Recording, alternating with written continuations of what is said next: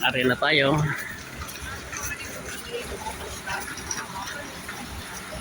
Dami ng bus.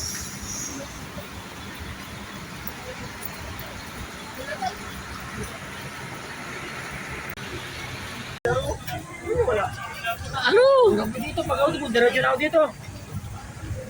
Saan niyo, motor? Yan. Hindi mo na yung akay mo. Ibig, Ikulong, at Tipidin.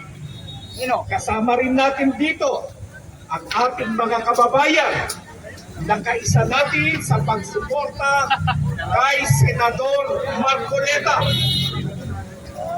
sa pagsusulong niya ng katarungan at sa pagpapanagot sa mga nagkasala sa bayan. Pakinggan muna natin. Ay sa pilitang binalukpot.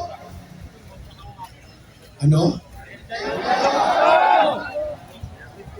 Yun ay para bigyan daan ang mga paratang na walang ebidensya at walang detalye ng anumang pananagutan, pagkukulang o pagsasamantala.